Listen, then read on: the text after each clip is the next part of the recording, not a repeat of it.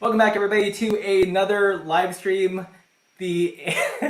Welcome back, everybody, to another episode of the Alternative Cycling Network. That's how you know it's live, guys. Because there's a bunch of screw ups. So I'm Russ from Path Less Pedaled, and we've got Mike from Locked In. I got it right this time. And that's right. All right. Spin that. He's only done this like 4 times before this all started. So yeah. There we go. Right. We've got lots of fun things to talk about today. We are going to build the ultimate gravel bike. The three of us are going to talk about our favorite tires, wheels, frames, components, all that good stuff. But before we start out, we are going to ask you guys for a favor here. There's been a lot of enthusiasm around these episodes, and we kind of want to make it official. And to do that, we need a logo. So what's happening? What are we doing here, Mike? You explain. We are calling everybody to send us basically your version of the Alternative Cycling Network's logo. We started a Gmail account, so you can email it directly to us. We're going to take all of the submissions while you're watching this video, and ideally next week we're going to pick our top favorites from all of us, and then choose one to use as our official logo for the Alternative Cycling Network on this YouTube live stream. Right. And we're doing this not because we're cheap, but because we want community involvement. That's right. The story, right, guys? Right. That's what we're telling ourselves. So yeah, please play along. It's not because fiber was too expensive. It's just we want to tap into the creative juices of the community, if you will. Yeah, so like we're all in this together, so why wouldn't we get to the final product together as well? Yeah. Supporting local artists. Sweet. So if you guys are in the YouTube chat, let us know if we're sounding good, looking good, and where you're watching from. Would like to highlight some comments here. So, okay, we've got some return viewers ready. Berkeley Martinez was in the last one. Steve Fuller, big fan of ACN. Already. As you can see, we've got a stand-in logo in the back there, hopefully to be replaced by something you guys designed. Should be super fun. But before we get into the episode today where we talk and build our perfect gravel bike, let's do a little channel catch-up. So let's start with Eric. What's been up on your channel this week? This week, I pushed really hard to get a video out pretty much every day. Today's the first failure. Mostly I just like burnt out. I was like, wow, this is really hard when you're working full time because I'm working again. But probably my standout video that I'm most excited about was the Does It Suck with the stem. Just trying to emulate what Rides of Japan does a little bit with flashlight technique. And I don't know, like try and pick something so mundane as a stem and just make this like wildly entertaining 10-minute long video. And like it was super well received. So you should have done like the audio clip of you like installing it like ASMR, like that would have been really good. Yeah. But I think that's gonna be like a regular like show is like it's stolen from Unbox Therapy. Like he always did a show called Does It Suck with like crappy stuff. Hopefully the stuff I use isn't particularly crappy, but it is fun to try and take like small stuff, make an interesting review with it, and I think that's something I'm going to try and do weekly at least. Yeah, cool. How about you, Mike? What's been going on your channel? For me, I've been obviously like trying to load up episodes and stuff coming forward. But this coming up Tuesday, is going to be my conclusion to my Monster Gravel Budget Mullet Bike Build series, which is actually sitting right up here. Little. That's all you get. So subscribe. No, but that's what's going up next week. And then after that, I have a lot of cool reviews, and I'm getting into a little bit of how I carry cameras and film, along with product reviews that are going to be coming forward in the next couple of weeks. Cool. Yeah, I watched your tie bolt video. Oh yeah. Where Mike replaced all the steel bolts on the adventure bike and with tie bolts. And what was the grand? I saved 30 grams for about $40. And if Nice. you look, and like, I mean, anybody is like, the comments were great. The comments were hilarious. They were just like a mixture of things I didn't even think of because I live in California. Like guys were like, oh yeah, all of my mountain bikes or my backpacking bike is all Thai because it doesn't rust. And I didn't even think about that aspect. And I was like, that's genius. And then it was just like, if you spent $40, you could save more weight somewhere else. I'm like, yeah, but this is like for the guy who like you're out of things, like you need something to do. We're all in quarantine, like buy yourself some Thai bolts. I don't know, like, you know, and so Yeah, you're not spending anywhere else. yeah, That's exactly. true. So yeah, it's just like it was just funny. And like there was cool points that I didn't think about that were very interesting, like I said, the anti-rust or corrosion. I had a few guys hitting me with like scientific facts on like strength to weight ratio. You know, it was all over the map, but it was fun. I mean, that was it. It was just like, hey, I'm doing this anyway. And it stumbled me into a way to actually save money buying titanium bolts, because it all stemmed from my buddy Mario, who was like, hey, if you don't order like stem or like water bottle bolts from Amazon, you can get like 50 for the same price as long as it doesn't say cycling or bicycle. And then that stemmed into, I threaded in one of my Torx bolts from my disc rotor into my like bottle cage bolt. I needed it for like an emergency thing. I was like, oh, these fit. It's the same thread pitch, whatever. And then I found out that you can buy basically double the hardware for the same amount of money if you go Torx T25. Yeah. Yeah, that was a pretty sweet hack. I didn't think to Yeah. look outside the bike world. Yeah. Yeah. So it looks like we've got quite the global audience here. I saw the Philippines, we've got Colombia, someone from Serbia. So this is rad. Thanks everyone for tuning in. Let's see. We're already at 115 viewers in not too long, so that's pretty awesome. 7 minutes. In 7 minutes. New record. Yeah, that's it. So if you guys are just stepping in, again, this is the Alternative Cycling Network, and we're going to ask you guys to help us come up with a logo for the show. So email it to alternativecyclingnetwork@gmail.com.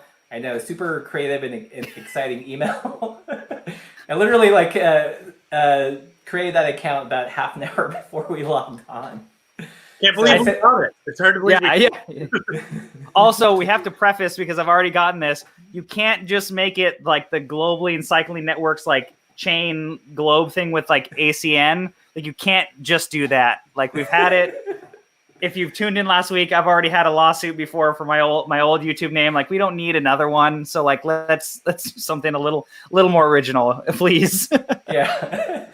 So use your originality, ACN, Alternative Cycling Network. Would love to see a user-generated logo. I think we'll run it, just email us this week, and we'll, off camera, we'll look at them. And should we reveal it next week, or is that too soon, guys? We'll see. I think it depends on submissions. If we get a lot, I think, we'll show our favorites, maybe do a poll. Yeah. Who knows? Yeah. Who knows? Yeah. It's live. It's live, baby. Hey. There's no plan here. Yeah. Yeah, the show's held together mostly with duct tape and baling wire, so we're going to play it loose. Yeah. And all right, so today's topic, we are going to be building our ultimate versions of the perfect gravel bike, and we discussed last week. I think the way we should do this is by components and slowly build the bike up. We'll each take a turn, and I think it makes sense to start with wheels and tires. Does that make sense to you guys? Yep, sure. Yep. Okay, who wants to go first? I'll do it. Okay, I'll go first. Because wheels and tires probably like my favorite subject that I don't get to deal with personally enough, because they are expensive and they're pretty specific to bikes. So like all day, I'm just like, I've always wanted to build a road like gravel wheel set with profile racing hubs, because that's what I have on my BMX. I think it'd be really cool to like bring that over. Whatever the lightest ones you can get. I don't think they have a whole lot of choice. And then just Sapim laser spokes to keep everything very light spoke-wise. And then just the beefiest, kind of heaviest mountain bike rim that I could get. And like I made this video before, and those Zip Motos comes to mind because they just seem so tough. but something along those lines would be my thought for just like the toughest rim with like the lightest spoke and the coolest hub to me that I could think of. And then I'd probably run nanos.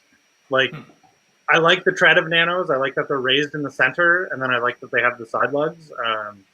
Like I rode them on the dirt cheap bike that's right there somewhere. That's a good tire. Like that's a really good tire on the road and on gravel. I like it a lot. Yeah. Cool. How about you, Mike? What's your what would be the tire and the wheel for your perfect gravel bike? So I've been a big 650 guy for a bit. I haven't ridden 700s in a long time on my gravel bike. So for me, it would be, I mean, I have like my dream wheel set already. It's the Industry 9 Ultralights. But if I was going to build a set for the money, I've actually been able to build a set that's relatively the same weight for a lot less money, is this Stan's Crest Mark IIIs. Those are ridiculously light for aluminum rims. You can get them in 24, 28 hole, Supreme spokes, and hub wise, I probably would do like a DT Swiss just for like serviceability and like parts, but I would do 6-bolt. All my wheels are Centerlock right now, and trying to like line those all up is a total pain to where I'd fully convert over to 6-bolt because there's so much more adjustment in rotors for that. So that I think would give you enough width and tire to match. Would either be the WTB Ventures, and this is something I've seen, but it's not stateside yet. I've seen the Ventures in a 2.0 on the bomb tracks. Oh wow! But those that's like a super like zoomed in enhance like, you know, like CSI thing that I did, but like they had, and like it's spec'd on a bike, but they don't have it stateside yet. So I don't know if that's a European only or it's something that's eventually going to come here. That tire in a 2.0 I think is perfect. But for right now, what I've been running that I like a lot as well is the S-Works Fast Tracks. That's an XC mountain tire that they sell in a 2.0 and a 2.2. And it's super light. It's the same weight as a 47 650 with obviously more volume. That's been my go-to tire that I have on the wheels that are right above my head. Right. Cool. For me, I think the tire that I would build the bike around would have to be, 650B clearly. And I'm a super huge fan of the Soma Cazaderos. They've got a 650B by 50 millimeter version. And I like them because they've got a high center ridge, some side knobs. It's not the most aggressive tire, so I wouldn't take it on super muddy or technical terrain.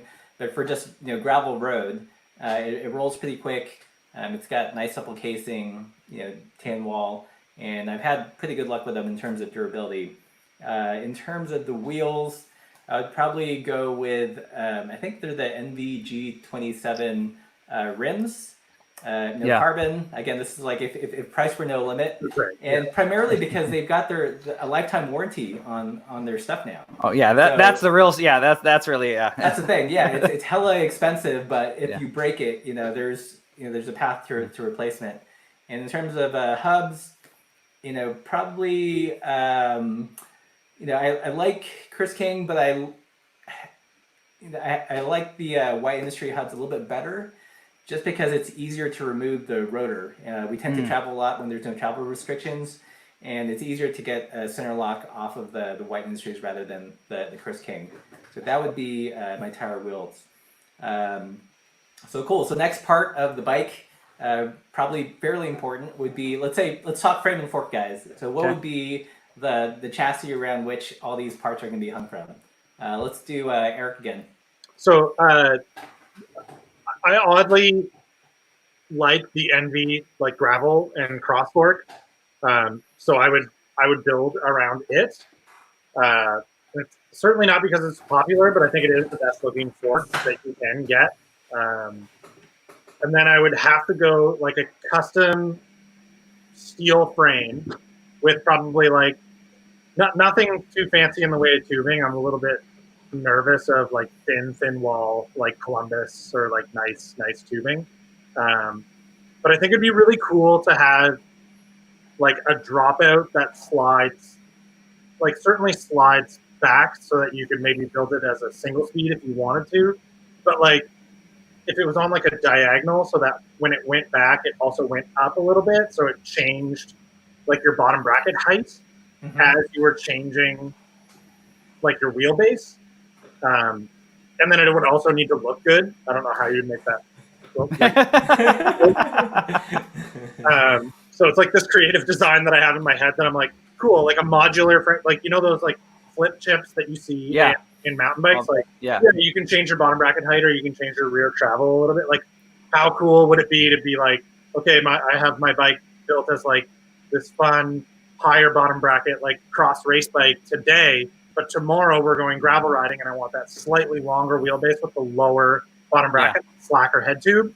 Like that would just be cool. That's like endless possibility. Plus being able to go like, okay, this bike is boring now. I've owned it for 7 years. Let's build it into a single speed. Like that's what the Otto bikes are like that. They've got a sliding dropout, and there's also a slight change in height to kind of compensate. That's sweet. Back. Like that's super cool. Yeah. Okay, Mike, how about you? Mine, I'm kind of working on in the background. The guy who built my all-road bike, Varco Cycles, we've been talking about, like, basically we both realize that we don't ride road a lot. And so we're trying to basically develop, my ultimate bike would be based around, if I could make my own fork, it'd be like the new whiskey fork they just came out with that has the 3-pack mounts. It fits a 700 by 50. I would like the flip chip in it, kind of like the Columbus makes one, but theirs doesn't have the 3-pack mounts because I'd want this bike to be like bike packable and gravel and everything else. Steel frame with a lot of. I really like the clean integrated mounts because when I went to Grinduro last year, my favorite bikes were the ones that had like the frame bags that were like bolt in, like all very seamless looking. There's a few little things that I want to do for my own touches. Like I want to add like bottle bosses to like the rear chain stays to like run like 2 Arrow whiskey flasks, for the rear for less drag, like little things like that. Like I want to be able to carry like that, however many ounces of whiskey you could put however many 47 different, flasks all around the bike. But I think that would be really cool, as well as a sliding drop to where I want it to. Ideally, I don't know how realistic this is, and that's what me and Alan from Varco Cycles are working on, is if we can tuck like a 35 slick and then do a sliding drop to where we could still run a 50 and a 2.2 mountain tire, that would be ideal. I think after 2.2, you're really getting into the tire's so heavy, it's going to make the bike really different as far as handling. It's not going to be as playful. I think that's the max as far as like a 650 should go for a gravel bike. A 50, I think, is still very big, but I think that market is going to expand. So I want the bike to be like future-proofed if I'm going to build it. And then the last thing that I've noticed on the current bike that I'm building and like all of their forks is I want a fork that has like the front bolt so I can run a rack, but in a carbon fork. Like that apparently is like non-existent. Those are far and few between. Yeah, I mean, like that's one of the reasons I prefer like steel or alloy forks, just because you can run like a rando rack or go. Yeah, my fixation Sparta fork I had on my Poseidon X build that had one, but I thought that was like a normal thing. But then every fork I've had since like doesn't have it. So yeah. So really quickly before I tell you guys mine, what's the geo you guys would go for? It would be tucked or long, or it sounds like both of you want something where there's like options where you can make it longer if you want to. I would want like a fair. I don't want toe overlap. So like tucked as I could go with no toe overlap. Right. Like I have a real problem with seeing bikes with the down tube and the wheel being here. Like when it's like so close, but then you kind of run into. Yeah. Obviously, you run into tire fitment issues and like toe overlap in that way. But probably like a 72-degree head tube angle, fairly short head tube, definitely compact geometry, like a lot of seat posts for days. And then the modular rear triangle for sure.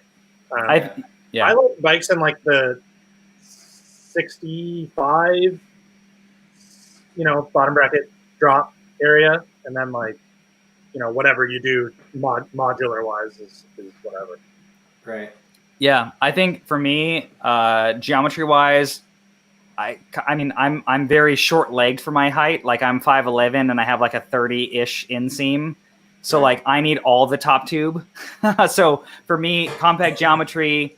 I'd like, if I again was going to be my ideal frame, I'd like it to be built around a 0 offset seat post, so I could run a dropper if I wanted. I don't want it to be like my permanent seat post, but I'd like to be able to run it because every frame I've ever production frame, I've never been able to run a 0 offset because of how long I am torso wise. So I think for me, compact geo, it would be built around, you know, a 0 offset seat post for all sizes. And then as far as like head tube and geometry, kind of in between like an endurance bike and gravel bike, I'm moderately flexible. I can handle like a 7 to 8 centimeter like saddle to bar drop, but I kind of want that like in the middle as far as like if it's going to be my all day endurance or everything bike, to where I want clearance for bags to where I can't have the head tube too short, but I don't want it like so tall to where like I'm going to hate it on the road. Right. So something kind of in between. Yeah. Cool. Well, for me, it's probably no surprise that I would want a Thai version of the Crest Bambora, but just the frame. So here's the thing. I've been, I was thinking about, well, would I want a Thai fork? And the problem, like with the Bear Claw Thunderhawk that I tested, it's a Thai fork, but to kind of compensate for the inherent flex, they had to make the fork really beefy. So it almost looks like mountain bike stanchions, right? So I would actually go with a Thai frame, basically the same geometry, and get a custom steel fork from like Chris Eigelhart. So it's going to be like segmented steel, have all the mounts, 3-pack mounts, rando rack mounts and everything. But yeah, not titanium in the fork. And in terms of geometry, I just like how the Crest rides in my size. So fairly short in the rear, so 425 rear chainstay with the front trail around 70. And for me, that's like a happy spot where it feels like quick in the rear, but because of the slightly higher trail than like an endurance road bike, it descends pretty well when things get kind of gnarly. So that would be, so everyone's saying my audio is not coming from the big mic. Sorry, guys. Again, held together by duct tape. Mm-hmm. That's right. I had duct tape and zip ties, baby. That's it. I had to change the batteries on my mic setup right before. Okay, so what component should we talk about next? We've got the wheels and tires. We've got the frame. Should we talk gearing and controls? So, Mike, what would you do it 1x, 2x, 3x? So I just did a video on this. It's going to be coming out. I am trying to go with the new build series. Like I want to test it on gravel and road going 1x, because I have my all-road bike / road bike is a 2x system. But I think for the ultimate gravel bike, I would go 1x. But the big proponent of making that work for me is the cassette that I'm running, which is a Zito 950. They do make a 946 like E13 does, but that 9 allows you to run such a small front ring and still get the climbing gear you want as well as the top end that you want. So like for anybody that's watching this, rough numbers, going from an 11 in the back to a 9 is like adding 6 teeth in the front. So you could have a 40, and if you run a 34, it's like the same, your top speed doesn't change. Mm-hmm. So for me, I would run a 1x. I would run my budget mullet bike build, very similar to Russ, what you found out, like which is to me Apex for the money, with the Garbrook, or however you say it properly, right. cage, rear cage with the Zito cassette, with a force crank, because based on my internet weights, because I don't have Access mullet bike build, it's actually lighter complete than the current Access build if you run a force crank with the Eagle rear and the Eagle cassette. If you run the Jaguar Elite like linked aluminum housing, it's actually a lighter system overall than that, with actually more range, because the 9 obviously gets you more range than the 10 does. Yeah. Cool. Does that 9-tooth cog, like, is that harder on that cog and chain to use that a lot, do you think? I it's a little noisier is the most like thing that I always tell people. Like there's a lot of people who run 12-speed chains on this cassette or the E13 cassette, which is what I used to run. I got this from them to test out when they first launched it, and so I've had good experience with it. So a 12-speed chain is a little quieter. I just like the little bit more robustness of an 11. Right. But yeah, no, it's been good so far. Yeah. Can I do a quick audio test if you guys in the chat? Sure. I figured out why my audio was I had the mic plugged into the wrong input. So if it sounds better, let me know in the chat. That'll do it. Amateur. Okay, Eric, what's gonna be your drivetrain and controls? I would probably do a 2x setup. White Industries crank with like the variable bolt circle diameter. And I'd probably run like fairly small chain rings. I think I'd do like a 42. Like that's 30. Big to me. Yeah, well, I guess, but like I know you guys do quite, like your climbs are quite long. Like you guys tend to get on quite long climbs. Like the gearing for me, and I like not everybody shares this same sentiment, but like gearing for me, like I'm happy with an 11 through to 32 and like a 32 tooth chain. Like I'm happy 1-to-1. Like my gravel bikes could look fairly road gearing for like modern day like standards. Right. And it's just like, you know, our longest climbs are the Cabot Trail. They're fairly north of me, and I'm not there all the time. So like around here, it's very punchy. You're down, up, down, up, down, up. I don't need a 42 or a 50 really. It looks cooler, but like I don't need anything but like something that'll get me pretty good on the road and a decent enough range cassette. So like and then I like the idea of having a White Industries crank that is, you know, variable bolt circle diameter. You can put anything you want on it. You don't have to worry about a spider. So like, I'm like, oh, maybe I need something a little smaller. You know, you just kind of order that, put it on. And then, you know, if I wanted to go 1x, which there would be days that I do, I'd be like, okay, well, I'll just, like, I know for a fact that drivetrain wise, I change so often on all my bikes that it would happen anyway. But my argument when I was kind of thinking of my dream bike before was like wireless SRAM shifting for the days that I'm like, I want to ride brakeless fixed gear. And like, you just undo it and it's off the bike. Yeah. You just pull it off. Yeah.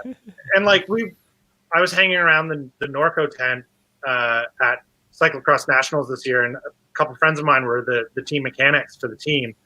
And like, you know, they're just looking to kill time, and they're like, okay, well, you know, I have this bike here, you know, they're all immaculately maintained. And Mitch was just like, I don't know, I guess I could clean this derailleur. And like, you know how taking derailleurs off is annoying? It's just like with Axis, you just one bolt, and then it's off, and he's just like, you know, cleaning it, and then it's back together, and I'm like, oh no, table, that's it. So that's kind of my argument there. But there's so many drivetrains I want to try. Like, I want money's no option in this, so I would order them all, and I would change them out very regularly. Every week. It's so much fun. That's right. Yeah. That's what you guys all like watching, right? Gotta make that content. So drivetrain for me, I think I would go. I like Eric's idea with the 46 or with the White Industries double. So I would, if I were to have two options, I know we're supposed to have one. I would do the 4630 and probably figure out a way to put like a 40 tooth cassette in the back, just for, you know, just to make people upset. That's also why we're here. Right. But I've learned to appreciate 1x. And if I were to do 1x, I would probably actually stick with the 38 tooth oval absolute chain ring in the front, and in the rear do the 11 to 50 in 11 speeds. I just have this thing about, you know, I don't want to go into a XD driver. I like the, you know, staying hyperglide, just so I can mess around with my bikes, and have so 11 to 50 in the back, 11 speed. And for the derailleur and shifters, I've been messing around a lot with SRAM on the channel, but I just had a new review bike come in, and the Shimano just shifts so much better. Really? Yeah. Yeah. well, So the Sage King that came in, it's a the Shimano GRX, and Okay. the rear derailleur's a XTR, and they use a tan pan to Oh, make it okay. talk to each other. Yeah, And yeah. that combo is like super smooth. Like I feel like but that's all top of the line stuff. I mean, Well, yeah. money's no object in this project. right. Right. Yeah. Um, But the only thing, like with the I actually wouldn't use the GRX levers as much as I like how they're shaped and all that stuff. I'd go for something with a cable brake, which is a good segue into brakes. Okay. So what? Wow! what Look at that! Look at us! Look at us on the man. line! Look at that, man! This is like it's scripted. I know, right. And you can tell with all my audio issues. You know what? I realized what happened. So I've got the audio is coming out of here, and instead of it being plugged into the mic input on the camera, it was plugged into the headphone. So that'll do it. Like Yeah, that'll do it. we're pros, guys. That's it. Okay. So Mike, let's talk brakes. What would your brakes Okay. be? Even though Russ, you said this, that it was we had to choose one, and apparently you got to choose two because you're the host. So no, it would be hydro. I mean, in a dream bike, and it's what I want to do with the build that's right above my head. I really want to try the Hope 4 pistons. They make basically a factory replacement caliper for SRAM and Shimano. They were at Granduro.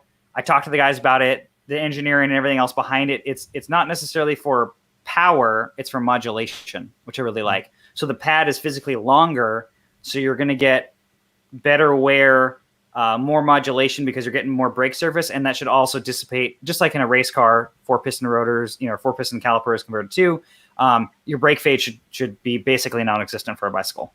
Right. So really, really want to get a set of those. So if you have hydraulic, it's like a $250 upgrade, I believe, for the calipers, which is, For both? I mean, it's money For for both? both, I believe. I believe they're about 120 a piece, from what I Okay. remember. Obviously, that's with pads. Obviously, you're going to pay. I mean, for me, I have to pay. That includes you got to pay for service and the whole bit. But in theory, as like a guy who I'm into cars and all this, it totally makes sense. And you can also obviously get them like color coded to Hope's, whole bit. So aesthetically, totally worth it. But I think that would be the dream brake setup. But for budget, my favorite, hands down, for the money is what I ran on my Poseidon, which was the Hwin R1s, which are the same as the Yokozuna. there it is. Those, Yeah. Those with a compressionless housing for the money, amazing. Right.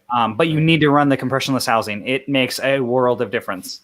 It does. I have it set up on my Crust, and I just swapped out to the Advent group set. And I don't have the compressionless housing. And it breaks like ass. Yeah, yep, night and day.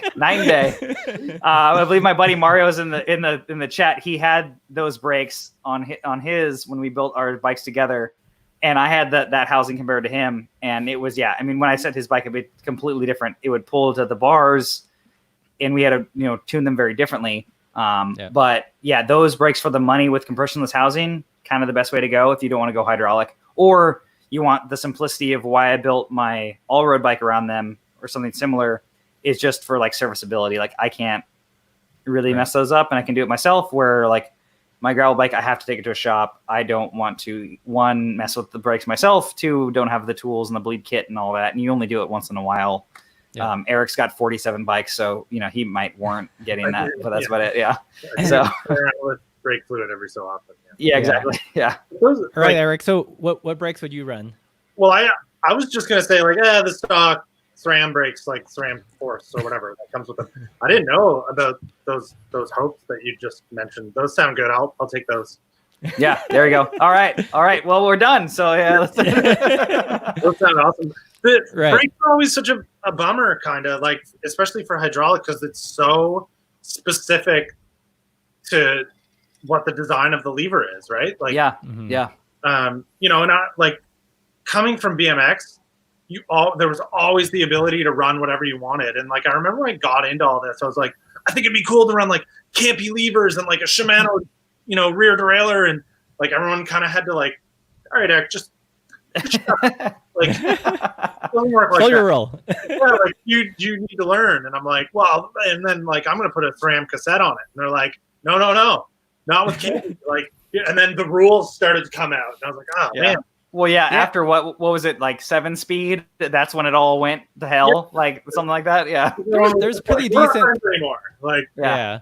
Yeah, that's one thing that's kind of frustrated me with the modern group sets. It's like I like to mix and match stuff, and like everyone's gotten so proprietary in the last like 5-10 years that it's it's taken the fun out of working on bikes. it is a bummer. So like to hear that there is another option and like that it's sick, you know, I'm like, yeah, I want that. Like, I wish everybody made one. So like, I mean, it's not sustainable. Like, it's not. Oh, yeah, 100%. Yeah. Because nobody wants to do what we're doing. Like, there's like, what are we at? How many people are watching now? 200 maybe? Yeah. 183. Yeah. You're all nuts. Yeah. Pretty hard to make a living machining specific parts for 183 people who yeah. Right. And that probably won't, because they're all like, whatever I got's fine. Like, He's actually worked not bad. Yeah. I think the big thing for me, and I don't think I'm anyway. So at Grinduro, there was a focus group that SRAM did, which I thought was very interesting. They basically had a couple of bikes with their SRAM mullet builds on them. This is like kind of pre-announcement, not kind of. And they were just asking literally like, what do you guys, if you have ETAP, the 11-speed version, what would you want out of it? And everybody said the same thing, like the compatibility, which they did have. That was kind of like a new thing that they just launched access I think a month or so before. So a few people had the new group. But for me, I literally just told them, like, I was like, I just want a mechanical version of this. Like, like that's it. Like, and they're just like, well, like, and literally the industrial designers, the engineers were all there, all really nice people. I talked to a lot of them. I gave my input, and I said, this is the cassette that I'm running. I was like, I'm running your Apex as a mullet as I can get with a 946. And like the engineer leans over to me. He's like, that's more range than what our cassette is. And I was like, no. I know. That's why I'm telling you, like, to put a 9 on there, And the guy was like, okay. He's like, well, if you switch over, because I showed them my bike as my old TCX, and they liked the paint job, and I showed them the setup. I was like, look, dude, it's down the street. Like, it's right here, my campsite. I'll show it to you. And they were like, all right, well, how'd you get that to work? And I was like, yeah, you say 42 is the only thing that works. I was like, 46, no big deal. Like, just your beam limit's like, a foot long. It's fine. And I was like, that's how I just tried it and it worked. And I've been running it for like 1,000 miles at this point. And they're like, oh, okay. Like, but they wouldn't say anything, but that's all I want. Like, I want a mechanical mullet build for everybody, because that's why I think like Russ, your 10-speed, the microshift setup, awesome. That was super cool. Yeah. Yeah, I don't know why it's so complicated. I mean, just give us the range. I don't get it and either. the drop bar. Like, I've never understood like this dichotomy between, okay, if you ride road, these are the gears, this is the range you get, and if you ride mountain, these are this is the range that you get. Like, why can't, I don't know. It's just never made sense to me. Like, the weird part is the derailleur needs to be designed in such a way that the distance between your cogs doesn't get so bad on the smaller ones, but the shifting falls apart. Right. And that's all derailleur design, right? Yeah, right. Totally.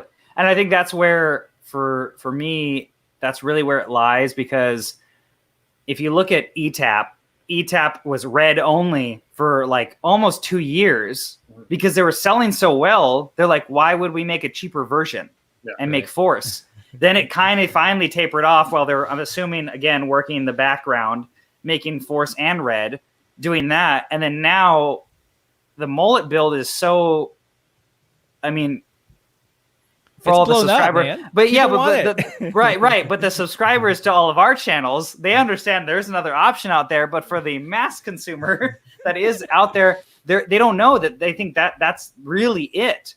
And I think that's really where we kind of chime in. But if you didn't see any of our stuff, it's like, okay, well, that's the only option. It's $2,000 to get that. I'll pay it because I don't think there's anything else out there.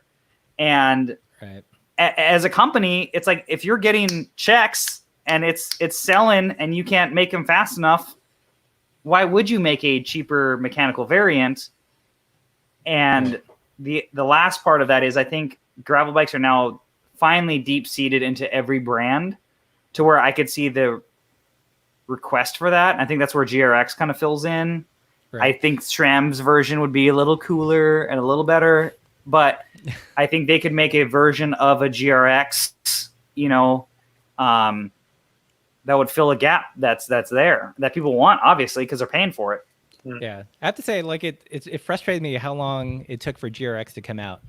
Like, finally there's an option for subcompacts from one of the big component makers, but it took them like forever. Yeah. And it's been like a proven combination. It's like what Shimano always does that though. They always tend to watch everybody else, and they're like, Yeah. And yeah. didn't was it? They weren't really doing, and like even like a road clutch derailleur. That's very recent.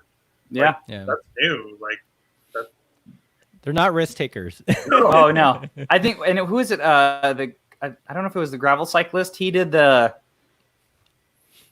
GRX 2x with the 1142 on the rear. Okay, did he? I think somebody, I saw it once. It was the subcompact, which is the 4630 front, and I believe it was an 1140 or 42 in the rear. And I want to say it was him. It was a review bike. He just threw the cassette on there, and he was like, "It shifts. You can't do like big, obviously," because he was like running the stock chain that came on that bike. So like it was like real stretched out. But I think that's really where it's like, I get it that these companies are playing it safe, but I think they should suggest chain rings like, hey, this is the capacity with this front combo, because I think that's really where it is. Like I run an 1136 on my ETAP bike, and Y-Fly caps out at 1132, and I've run that cassette for, I don't know, 500 or 600 miles, no problem since I got it. And your bike hasn't exploded. Yeah, no, exactly. Yeah, I mean the internet exploded, but I mean like my bike hasn't. So yeah. I remember seeing you guys know Durian Rider? He made a video like years ago. Yeah. And I think he put a 40 tooth in the rear. It was like a 5034 in the front, and he was using a Tanpan or not Tanpan, a Goat Link or Road Link or something. Yeah. To pull that I saw that. Yeah. Well, for me, I didn't answer the brake question. You guys already know what I'd choose. I would choose the Yokozuna Ultimos. Like Mike said, it's an interesting kind of hydraulic cable actuated brake. There's something about like my bike touring background. I'm just like super paranoid about having components that I can't work on in the field when things go sideways. And for me, like hydros, there's no denying that the stopping power is there and the modulation is there. But with the riding that we do here in Montana, where it gets really remote and, bike packing and all that stuff, like I value kind of field repairability over pure stopping power. So I definitely go for something like the Yokozunas or the Jun R1s, whatever. Twins. Because they're great. Yeah. If you get a chance to ride them, it's, I would say with the right housing, like 90%, 95% there. Like you can stop from the hoods, feels good. You can, feel like, I don't know, the reservoir or something in the brake levers. And they're easy to adjust. That's the big thing for me. If anybody's looking for them in the comments, it's the Juin. It's Juin R1. You can see a review for them on Bike Radar. I think they gave them a 4.5 out of 5. Yeah. Great brakes. Like, if you like, I had a chance to ride the TRP high roads HYRDs.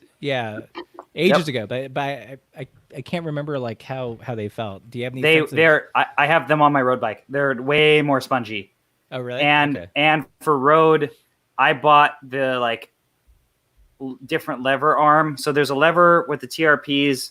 You have to basically like put the brake cable in with it like hard mounted to a certain point, so it adds tension to it.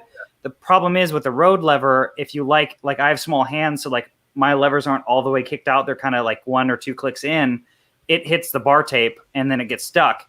So I bought the like shorter arm to change the lever pull. It helped, but it still like had issues.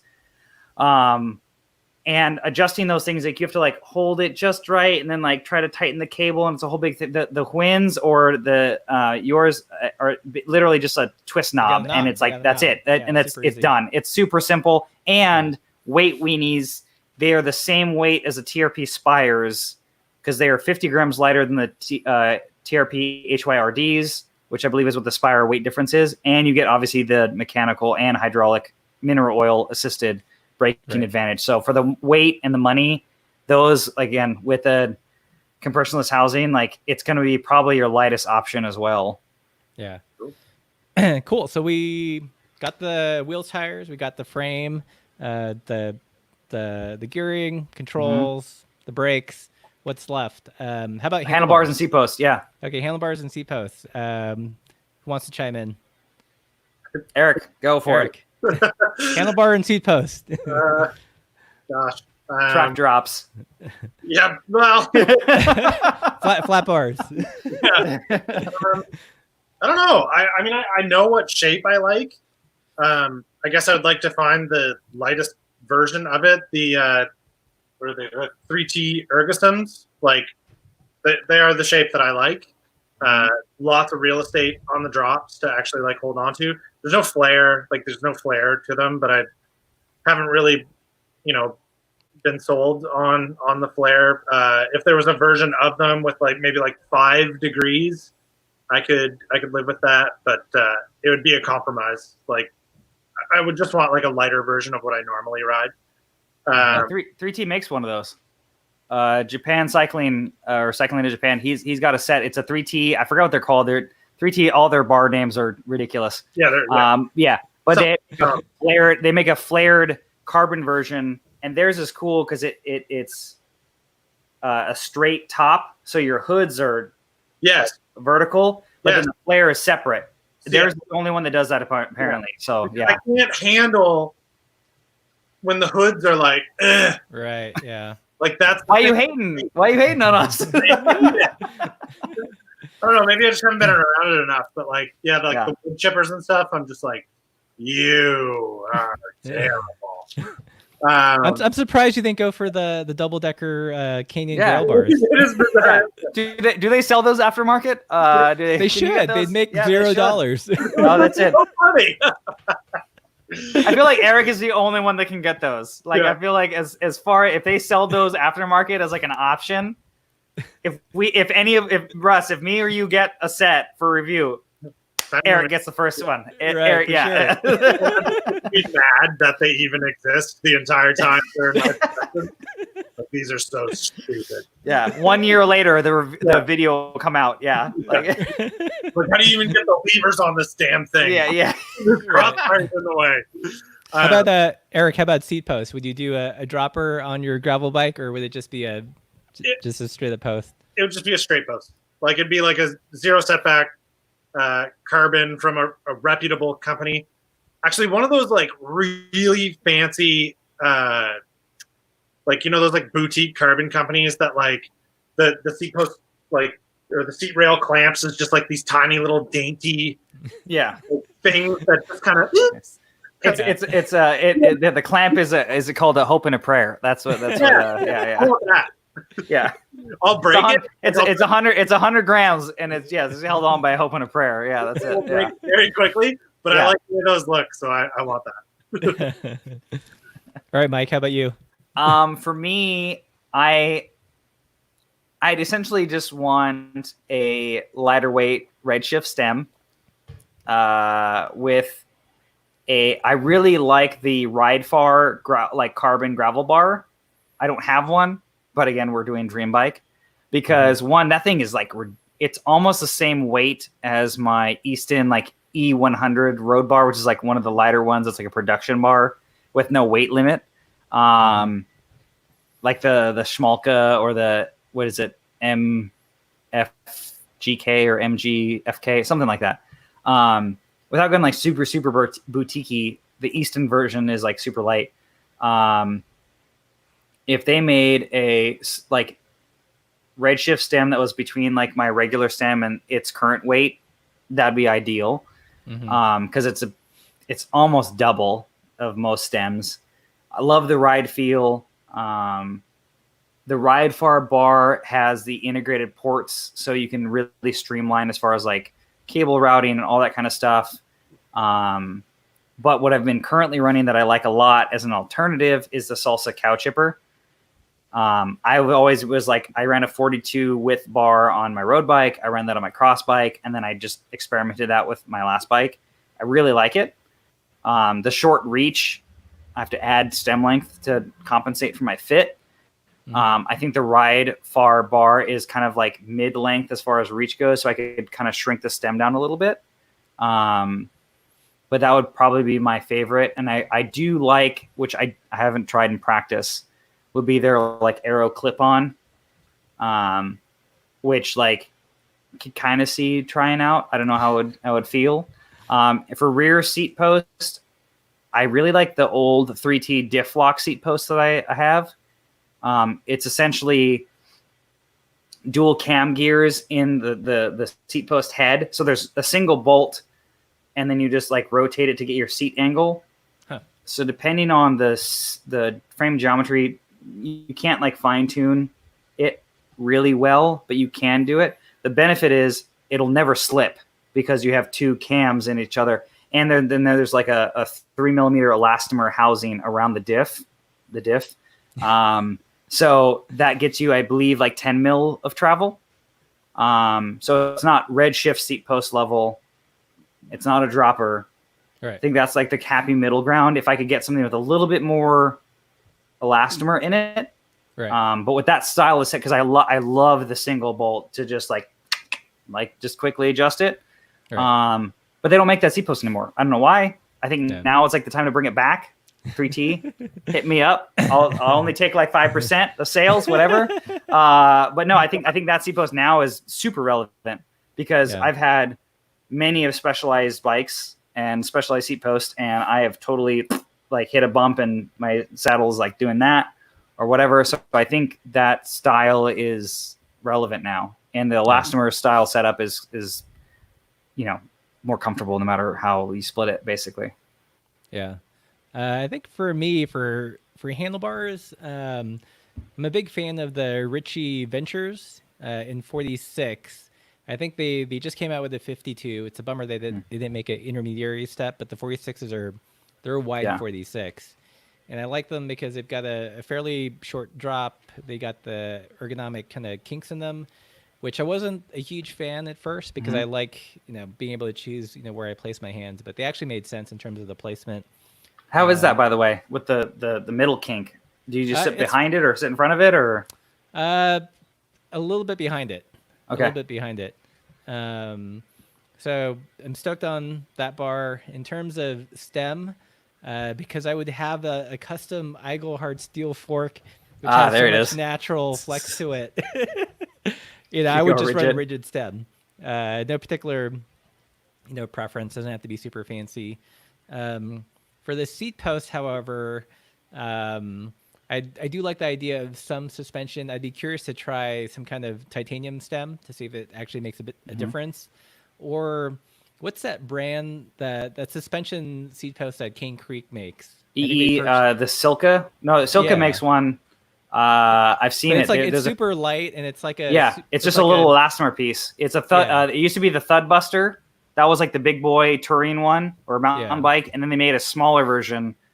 I don't know what it's called, but I'm EE or something. It's based off of Crane Creek's like EE is like their lightweight brake, so it's like that version of the seat post. Yeah. I would love to test that thing out. I have a Redshift seat post I'm waiting to test out on my bike build. Yeah. It's heavy as hell, but it's got tons of travel and it makes sense.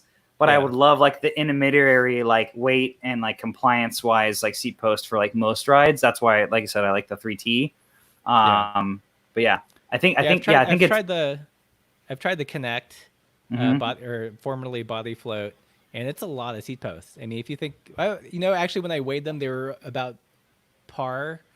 But what I liked about the Redshift seat posts is you could really firm it up, and with the Connect, it was always kind of a little bobby. Even I'd crank up the preload or whatever just to stiffen it, and I would almost use the full travel every single time. Does that not bother you? Do you guys not get bothered by the change in your crank, like to saddle height? Oh yeah, for sure. That's why, like, of the two, the one that bothered me the least was the Redshift. Yeah. But it's you kind of adapt. I mean, it's not like a massive drop, but it can be like a little disconcerting at first. Yeah, like it's noticeable. Yeah, to me with my 3T when I ran it at first on my road bike, it almost initially felt like my rear tire was kind of flat. Like that's how much compliance it was. So that was really weird to get. I got used to it, you know. And then when I put on my cross bike, it felt super natural. The good thing was I could run a little more PSI if needed based on terrain, and I would compensate in the seat post. So it would feel the same, but I'd have more PSI. So if I was worried about burping or flatting or bottoming out, I could run a little more. The Redshift compared to other ones that I've seen, the nice thing about theirs is it floats level. So it almost like goes in line with the seat tube, like as far as how they did it. So when I demoed it at Sea Otter and then I got my review unit, which I haven't tested in the field yet, it goes, the saddle angle doesn't change. It goes along with the seat tube. So realistically, you feel the bump, but you're right back to where you were. So it's essentially just like it just dampens it. Again, it feels like you have lower tire pressure or you have more volume, whatever you want to call it. So it's just kind of softening that initial hit. Yeah. But you're going to return right where you were. So it's where instead of just like lifting off the saddle a little bit to do that, you can do it seated. It's like the best way to explain it. Have you guys tried this guy? The Specialized? I've never ridden the Cobb Gobbler. So that one, the Cobble Gobbler, that's like the one that the Z one, Yeah. Okay. Desserts insert in it. Yeah, I had one of those on my old S-Works Crux. Liked it. I think the 3T is, I don't know what the suspension quoted travel is for both. The one thing I didn't like about that one is unless you torque that thing, I believe it's to like 11 Newton meters or 20. I don't remember. It was a lot compared for a seat post. You couldn't run carbon rails on it because you had to go so high on the torque value. So if you're going to run that seat post, get a torque wrench or take it to a shop and have them torque it down to whatever it says on there required, because it will slip if you don't have it. And then pack the inner part with carbon grease. Right. Yeah, they'll slip. Oh yeah, all day long. So carbon grease and the right Newton meters, and they're fine. Like I said, that's why I went to the 3T version, because it was like the can't really fail at that point version. Yeah, those wedge sockets are terrible for that. Like I run my saddle so far forward on all my bikes. It's just the position I like, and like 30K in, I'll just stop paying attention to stuff and just smoke potholes in my saddle. Yep. Worst. You need a bike with a steep or a steep seat tube. There it is. Yeah, it's like I run my saddle at a decent spot for once. Yeah. So I'm going to go in the comments real quick. Let me know if we have missed anything. I mean, we've talked tires and wheels and frame and fork, gearing, drivetrain choices, handlebars, brakes. I think Eugene in the comments, I'm assuming that's the name of the 3T bars, Eric, we were talking about. Super I don't know how to say that. Super Gaia. Super Gaia. There it is. Like there it is. Carmen Gia. Yeah. Okay, saddles. Very important. We did talk about. True. So I'm gonna say I've been digging. Look at Jim. Look at Jim right now. Look at that's a hell of a. Yeah, he's ready to ride. He's ready to go. I'd say have you guys tried the Ergun Saddles? I've been really stoked on those. They've got kind of like a flatter profile. I haven't. I'd love to try. They look cool.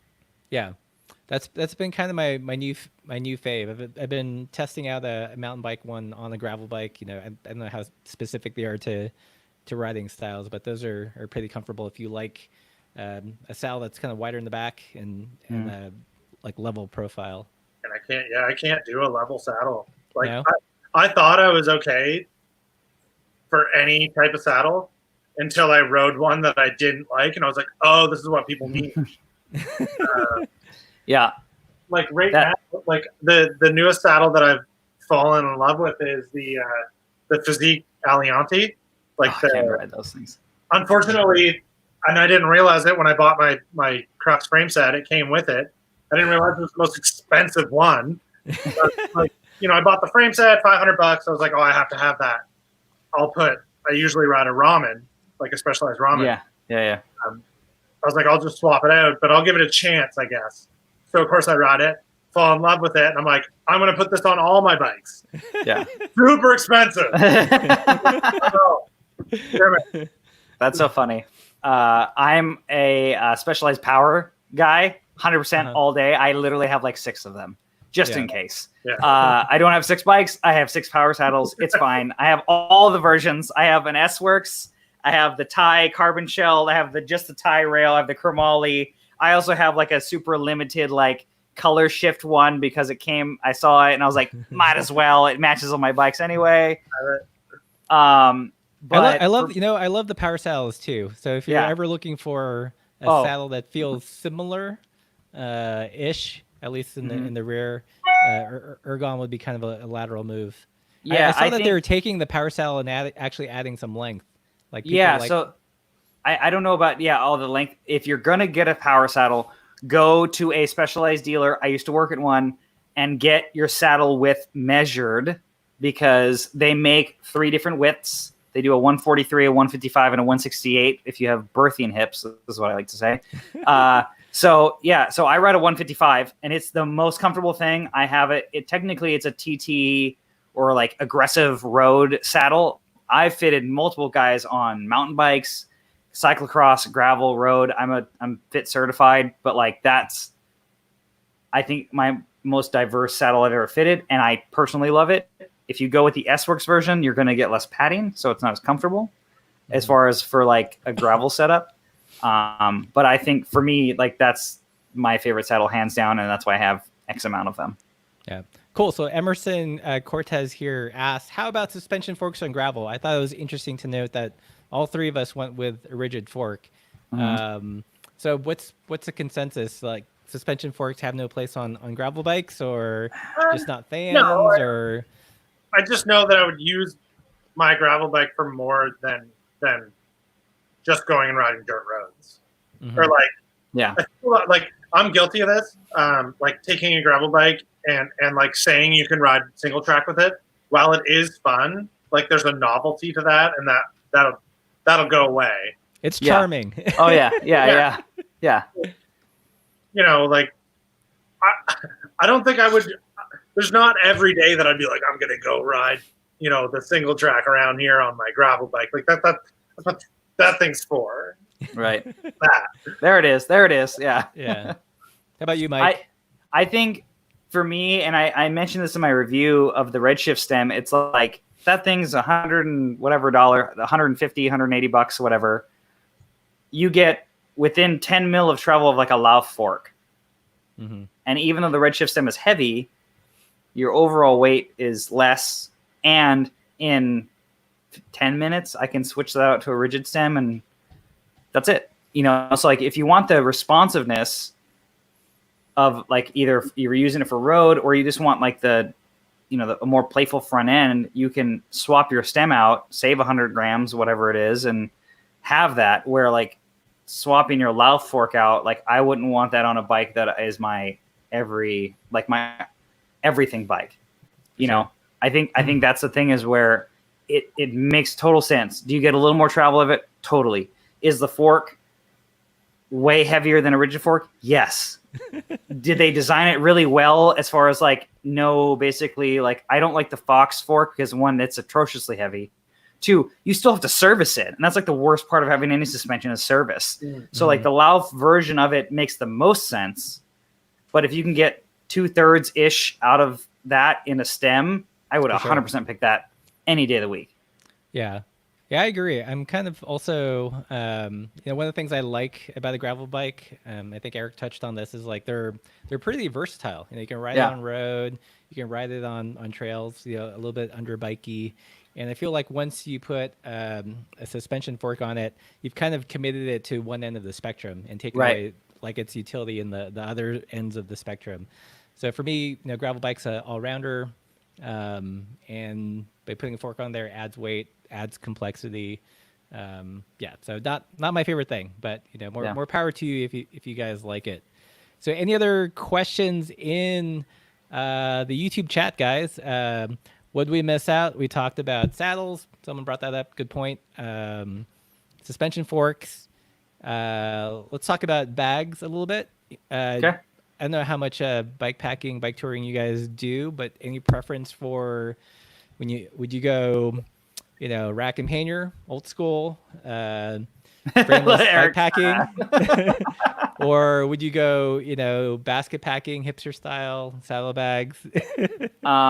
I'm a big fan of the Kai Venture bags. I've been working with them on developing some cool stuff and working with them. They're all handmade in California. They make really cool stuff, and their pricing is really reasonable. I think to me that opens up the biggest gamut of you don't need a specialty bike. So I'm a big believer in bike packing on frame bags, because you can have, if you have a road bike or you have whatever, they'll all essentially work. I think it's really cool with these brands that are doing it from scratch and opening up this avenue of, hey, maybe I can't afford a new bike this year, but I can make it way more useful and do something cool and new with it. I think that's what I really like about bike packing. It's you can spend, even if you go full custom, whatever, a couple $100 on a full bag system that's unique to your bike that looks really rad. And you can reuse some old camping stuff that's probably in your closet or your garage that you haven't used in 10 years. I think that adds such a cool element to where it's almost like getting a new bike, using what you got. It's teaching your bike new tricks. there it is. Yeah, I like that. I like that a lot. Yeah. Your old bike new tricks. Absolutely. Yeah. How about you, Eric?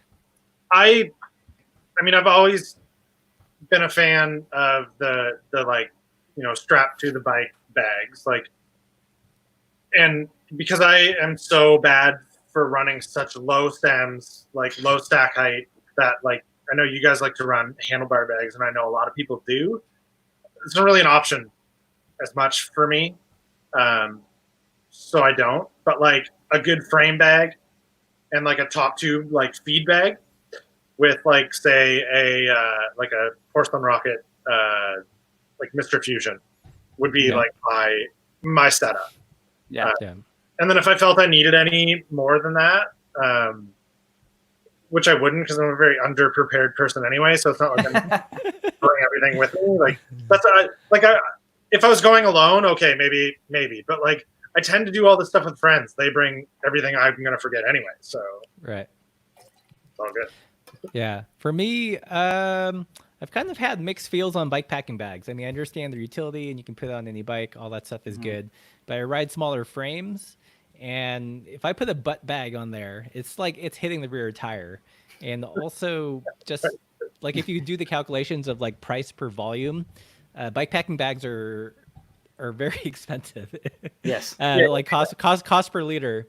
So for me, I like the kind of traditional Caradice saddlebag, run front and back, because you get the volume, you can run it, rackless if you've got the clearance, or you can use some kind of bag support. There's a bunch of options out there, and they're also vastly more expandable, because you can strap things to the top. A lot of them have kind of flaps that open up, and you can stuff more crap in there.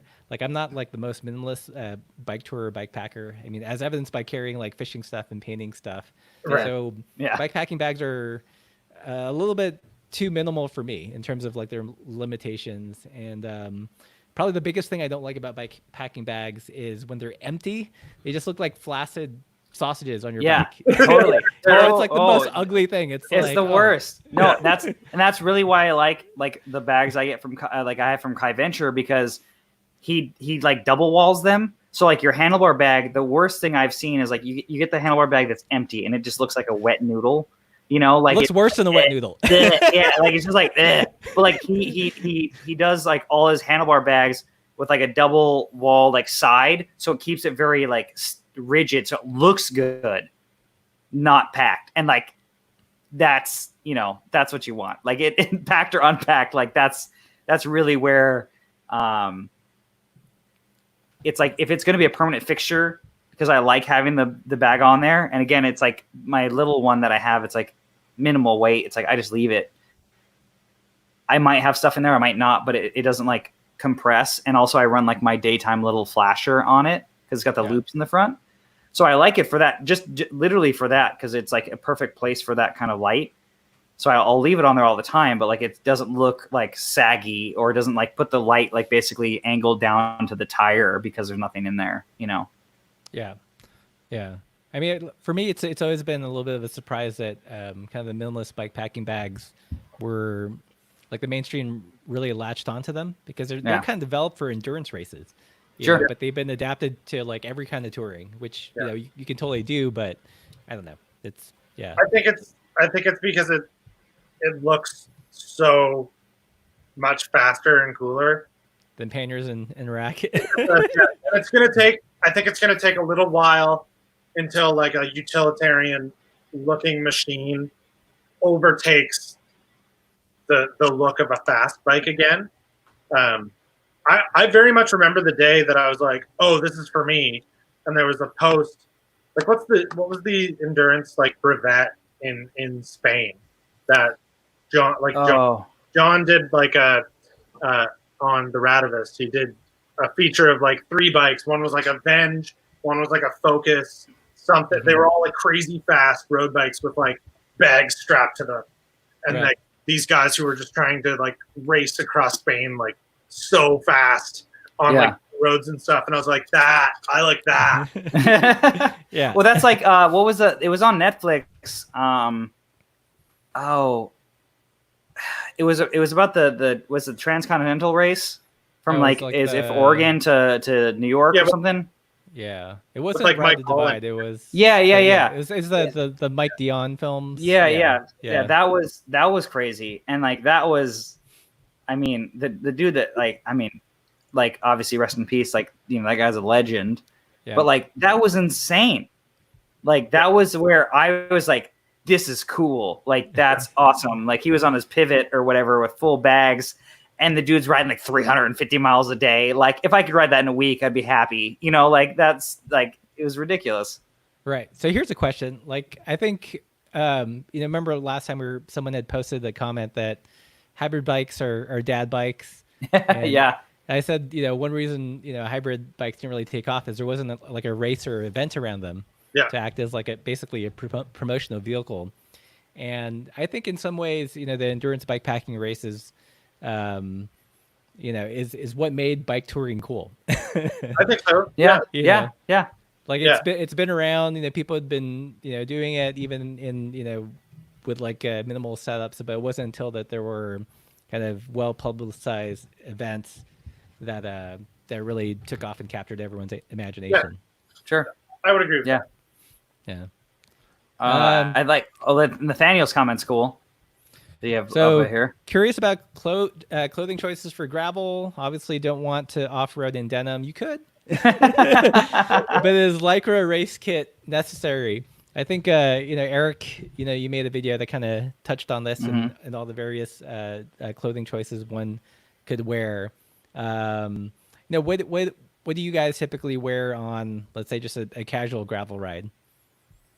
I would probably have my elastic jacket, or like my beat up like windbreaker thing, depending on what the weather's like, and like jean shorts. So so there would be some denim. Full. That's a full Jay Leno. Yeah, got it. All right. For me, I mean, I come from that was me, like back in the day when I started Fix was jeans and like a t-shirt and like maybe clipless shoes eventually. I think now a lot of your mountain bike stuff translates very well. Your shorts or your short liners or whatever you want to call them. So for my casual rides, if I'm just doing like a weekday casual 10 to 20 miles, it's probably going to be in like mountain bike shorts, your mountain bike like liners, which basically is a chamois like boxer brief kind of thing, and a t-shirt. That's new to me. But yeah, if I'm doing a longer ride, and especially if it's gonna be hot and I want to carry stuff, like I'll wear I'll wear a kit, at least a jersey and mountain shorts, or I will go full kitted. I love the bib shorts with the side pockets. I have like a knockoff like Rafa style one. The chamois crap, so I don't wear it. But like it would be great. Like I would want 5 of those instead of just like one $300 one. So like that's where that's where my problem is. Right. Yeah. Typically, I'd wear bibs and then like some kind of overshort. But for shirts, I really like a long sleeve, like a lightweight, like hiking shirt or a fishing shirt. Okay. That's a thing. A fishing shirt is a thing. Yeah, like a fly fishing shirt. And this is why they're awesome. One, they're quick dry. I mean, they're designed. When you get wet, they're going to dry. They've got an action back, especially the fly fishing ones. So what's an action back? There's a cut. There's an open seam with ventilation. So there's a ton of movement, more so than like a Kitsbo shirt or something. You can make them into short sleeves. They've usually got some kind of thing to pin up there, and primarily because I get really hot when I ride, and I found wearing like a short sleeve shirt versus a long sleeve shirt in direct sun, I don't overheat as quickly when the skin's covered, and it seems counterintuitive, but if you go into desert cultures, they're not running around in like in jockey shorts, right? Yeah. They're fully covered. Yeah. I took a desert survival class once, and like the teacher was like, the first thing or the last thing you want to do is take off all your clothes, because you will just fry. Yeah. And it just it makes sense. I mean, yeah. So that's maybe that's it. Maybe that's the new hack is like get your action seam fishing shirt for your cycling kit. Oh, for sure. Like there's a bunch of cycling brands that have come out with kind of gravel casual clothing, but they miss so many details, like stuff like that they could take from the fishing industry. So, so someone wants to pay you to ride a tuxedo. All right, that's it. We're gonna start a GoFundMe. Yeah, so a couple of fans of the fishing shirt, sun protection, staying cool is real, lots of pockets. Yeah, that's another thing. Like these casual cycling shirts, I feel like the front pocket has to be big enough to carry a phone, right? Sure. Like if it doesn't do a phone, if it's like some kind of vestigial, like symbolic gesture towards a functional pocket, then forget about it. Hawaiian shirt, like that, Yeah. I'm a big fan of the rayon Target shirts in floral and banana pattern.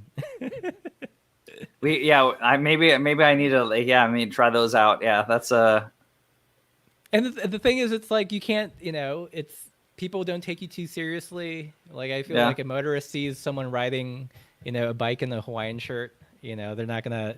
It's hard to get aggro about that, I think. Well, to be like, this guy has a good time. Yeah. Or be like, or they feel sorry for you. They're like, oh, this guy, like, Right. But either way, you would be hard to miss in like a big, like, it's true. pink neon Hawaiian shirt. So what did we? So in the YouTube comments, what did we miss? I think we talked about most everything.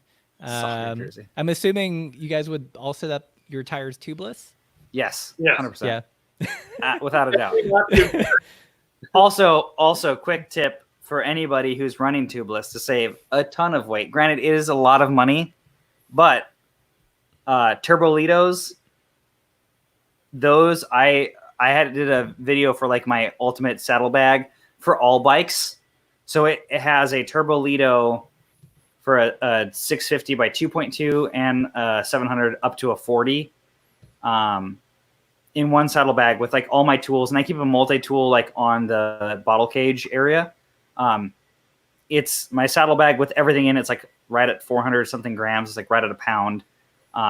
Those things are the best as far as volume to weight ratio. They are expensive. They're like $50 to $70 or whatever for a tube, which is insane. Or no, sorry, $35 to $50 for a tube. They're latex, right? Or they're not beautiful. They're latex. They're orange. The big thing is, one, besides the weight savings, They take no space. They did, yeah. They're literally like a quarter of like what my 650 tube was. It's like a quarter of the space, so I can literally run one saddlebag because I'm notorious for this. Is like I had a custom Kai Venture one made. I'm like, oh, it looks super cool. It looks good on all my bikes. Like I want to run it, but then like having to swap tubes out or CO2s or whatever. It's like I can run one bag that has everything in it, and like the turbo leader tubes are like I don't know 50 grams ish. Depends on the size. It's worth doing. Yeah, I got some recently, and they're bonkers. They're definitely small. Yeah. And, I just wish. Hopefully they'll do this for the road tubes. It's an integrated valve. The 650 ones are now like half valve with like a core.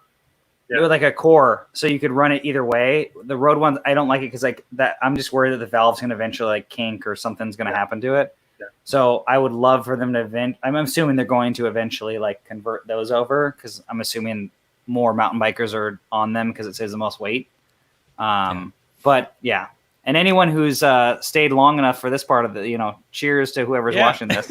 So you guys are troopers. Yeah, we'll wrap it up in a bit. So dyno and light. Have you guys futzed around with dynamos and light setups? I built a dynamo wheel and light setup for a guy, a friend, Rion, who went to go ride across Canada, and it worked really well until his bike packing setup went in his front wheel on a descent. Ooh. So actually the wheel came out no problem. So I was very happy with that. Though the fork was destroyed and Rion broke his neck. And oh, geez. Oh, wow. Fuck. Was stuck, in Ontario for a couple months. Yeah, but you guys got free healthcare out there, right? Oh, yeah. Yeah. Okay. Yeah, you're fine. Yeah, he's fine. He had bought like a jacket, like the day of, or like the day before. He's like, geez, I've been riding at night a lot, and I should maybe be careful. And then bag went into front wheel at night on a descent, so he didn't even know. He was just on the ground. Yeah. And like this like old lady was like driving down the road, and she's like, I wonder what that is. I'm like, I thought it was a deer, and she's like, well, that deer hasn't moved because she thought it was the reflective of the jacket, and she like got over. He was so beat up, and she's like, oh, this man has been murdered by like this bicycle. I should call like for an ambulance. And like, oh man, I just remember waking up and seeing Rion like in a hospital bed. Like, wow, that's crazy. I recently picked up a Sun Dynamo hub for the Crust, and just the hub or like a built wheel. It was a built wheel. Okay. And it's so Sun hub laced to what's it called? The rim says Outback on them. I'm blanking. Astral is the rim maker.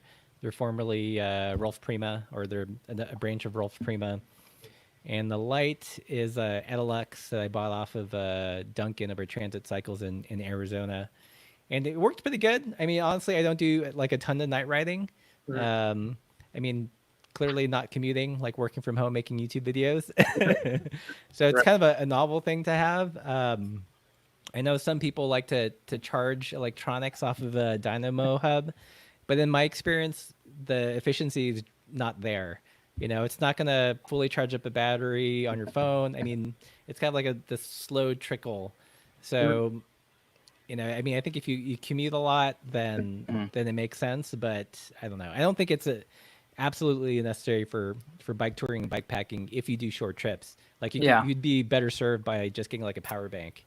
So. I think if you were gonna do a you have to be going on almost a week, like rural middle of nowhere kind of deal. It's where you could run most external lights on a battery pack that obviously outputs enough, for a long time. So unless you're biking significantly into the night, you could do a decent battery bank and run at least a few days, depending again how much you're riding in full darkness, essentially. But I think the Sun, as far as like weight and efficiency wise, is like the best. But I think Hunt is the only one of the few companies that's building it into like a stock wheel set, which I think is cool. I think it's an awesome thing. If it was going to be for me, I would totally just buy like a front wheel just for that. And then I would just swap it in and swap the tubes or the tire and tubeless sealant and everything else over when using it. But I don't think I would run it like regularly. Yeah. You know, one thing I just discovered that you could do, because I've got the polyvalent that I bought and it's quick release, and the Sun Hub, the Sun wheel I have is a 12 millimeter through axle. You can get a little adapter thing. Yeah. So Yeah. So I could run it on the quick release bike. Yeah, I have a 15. Or on my old wheel set I had for 650s. There were 15 mil through axle front, and I just run like a spacer so I could space it down to 12 because that's what my bike used. Yeah. Cool. Well, I think let's wrap up on this last question. This one always raises lots of comments. Flat pedals or clipped? Clipped. 100%. Yeah.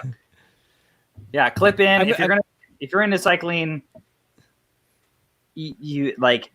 I get it for like the crazy downhill, but like if you're gonna eventually get a bike fit because you're into this, you like it enough. We've collectively inspired you enough to like really commit to like this really expensive hobby. Like if that happens, you wanna do it. Also, like your bike fit's very crucial on like being clipped versus flat. Yeah. So I'm gonna be the dissenting voice here and say flats. Like I've ridden clipless like for years. I actually just went to flats the last couple years. Part of it is just convenience, especially. I mean, the type of riding I do where we're on tour, it's like I don't want to carry an extra pair of shoes just to go hiking or something. So I'd rather just carry one piece of footwear. But I also decided to ride flats during Dirty Kansas. I was training in clipless, and I found that after about hour 6 or 7, like my feet were swelling and I was just getting hot spots. I tried different shoes, and the big issue was that a lot of the cycling shoes are just like narrow. Like I don't know who designs Giro's shoes, but they're like for these little like dainty feet. You need the HVs. Those are or H. That's what I got. High volume. I got the Terraduro HVs, and still, really? After too narrow. After hour 6, man, things swell up. Got it. So about like a month before, I switched to flats, and had no issues. I mean, so I think there's time and place for each. I'm not like completely sold that one is, it depends on your preference, but I think there is a reasonable case for flat pedals for a lot of people. But the fit issue is a thing. I've been to bike shops where I've walked in with flat pedals and they're like, we can't fit you, which is a bummer because I mean, it's doable. It's just there's certain metrics that you can't fine tune because like your foot can move. So that's really where like your fore and aft position, like basically how far forward or back your position is on your saddle, is defined on your knee drop over your pedal spindle. And if that position moves because you're on a flat, it's hard to do that. I don't know, like you can ballpark it. Yeah, I mean when I ride, like I there's a place on the ball of my foot that I can feel when it's over the spindle. So I'm not like putting my heel on the front of the pedal one stroke, and it's I try to nail like some kind of biometric spot. So I think it can be done kind of consistently. So I guess that's it. Once again, thank you everyone for joining us, and don't forget, if you guys want to help us come up with a logo other than this thing. It's slightly out of focus, Russ. It's slightly out of focus. It's called Boca.